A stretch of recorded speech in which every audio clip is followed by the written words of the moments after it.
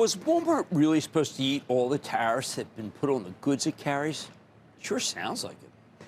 Take a look at President's posting this weekend. Quote, Walmart should stop trying to blame tariffs as the reason for raising prices throughout the chain. Walmart made billions of dollars this year, far more than expected. Between Walmart and China, they should, as it said, eat the tariffs and not charge valued customers anything.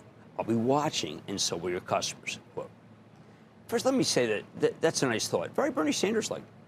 It would be terrific if Walmart just operated as a charity, directly subsidizes customers. Fact is, though, all retailers are wrestling with these tariffs, and almost none of them can afford to eat the cost because they have incredibly low profit margins to begin with.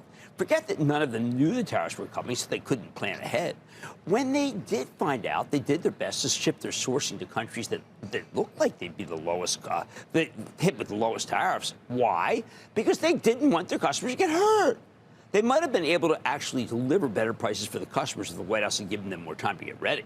But they didn't know about Liberation Day. Nobody did. So they didn't get a chance to find lower prices for a lot of their goods. I'm sure they're working on finding new sourcing right now. But as the president surely knows, you can't change your entire supply chain overnight. Now, Walmart immediately told suppliers that they were going to have to make things much cheaper because they didn't want to hurt their American customers.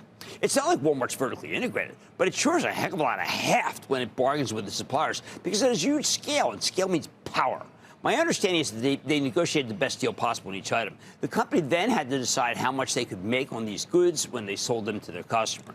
Further, my understanding is that they tried to make it so other items that weren't tariffed only saw their prices raised a little bit. They blended things to prevent a big increase in price for some specific heavily tariffed products. Good thinking. Now, there may be some cases where Walmart plays offense to gain market share by eating the cost entirely and then keeping prices lower than the competition. But they don't yet know how much they'll have to lose on each item. They'll definitely lose money on some, though, which is why management didn't put out a forecast. Now, Walmart had the bad fortune of reporting first, and that's why they were the most visible. We're about to hear from a whole slew of retailers, most of which have nowhere near the heft Walmart has with its suppliers or the low margins that Walmart has on goods it sells to consumers. I'm willing to wager that given Walmart has price leadership on pretty much every item it sells, the president would most likely end up posting that the other companies should cut their prices to as low as Walmart's. None of them, with the exception of Costco, has the scale to go to bat for the consumer like these guys do. He would post, quote, why can't you guys be more like Walmart, that great Bentonville Colossus? I'm watching you. At the end of the day, Walmart's doing its best. It's always tried to hold the line on prices. Those of us who actually shop in stores like Walmart know that only Walmart and Costco have really low prices. Check them out. To go after them for raising price post-tariff is to go after the best inflation fighters in the world. These guys have low single-digit margins. For heaven's sake, if they try to eat the cost of a 10% tariff, they could, over the years, become cash flow constrained.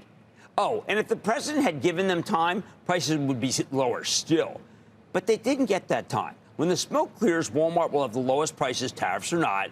This is the last company on earth that should be singled out for profiteering.